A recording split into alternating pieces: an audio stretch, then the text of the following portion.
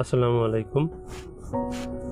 আজ আপনাদের মাঝে তুলে ধরার চেষ্টা করব 20 ফিট বাই 30 ফিট অর্থাৎ 600 স্কয়ার ফিটের এক ইউনিটের একটি বাড়ির ডিজাইন সম্পর্কে। প্রথমে আসা যাক, এই ধরনের একটি ডিজাইনের বাড়ি নির্মাণ করতে হলে আমাদের কতটুকু জমির প্রয়োজন।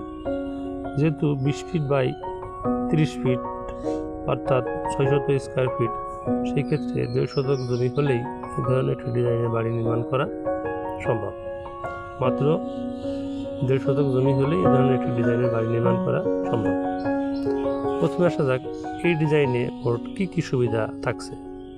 এই ডিজাইনে একটি গাড়ি পার্কিংয়ের ব্যবস্থা আছে প্রথমেই, এবং এর বাম পাশে সিঁড়ি, উপরে ওঠার জন্য সিঁড়ি, এবং এই গ্যারেজ রুমের পাড় দিয়েই নিচতলার ভিতরে প্রবেশ করতে হবে। প্রবেশ করেই একটি লিভিং এবং ডাইনিং রুম। এই লিভিং এবং ডাইনিং রুমের সাইজ হলো 9 ফিট বাই 10 ফিট। এর পাশেই একটি কমন বাথরুম, যার সাইজ হলো 6 ফিট বাই 4 ফিট। এবং এই ডিজাইনে মোট 2টি বেডরুম। প্রথম বেডরুম, যার সাইজ হলো 10 ফিট বাই 10 ফিট, এবং দ্বিতীয় বেডরুম, এটির সাইজ হলো 10 ফিট বাই 10 ফিট। এর পাশে একটি বড় পরিসরের একটি কিচেন, যার সাইজ হলো 9 ফিট বাই 7 ফিট, এবং তার পাশে একটি ওয়ার্ক এরিয়া, যার সাইজ হলো 9 ফিট বাই 4 ফিট।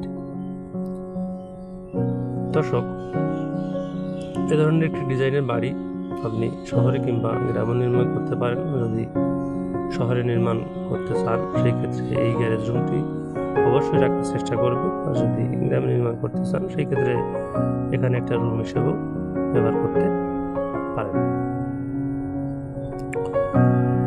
দর্শক, এবার আসা যাক, এ ধরনের একটি ডিজাইনের বাড়ি নির্মাণ করতে হলে আমাদের কত টাকা খরচ হতে পারে।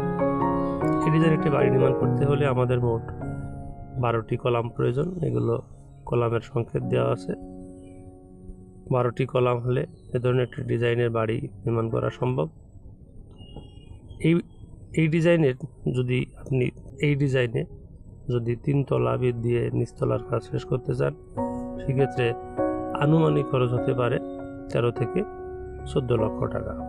আর যদি 3 তলার পরিবর্তে 4 তলা বা 5 তলা করতে চান, সেই ক্ষেত্রে আপনার বেসমেন্টের খরচ আরও বৃদ্ধি পাবে। দর্শক, আজ এ পর্যন্ত।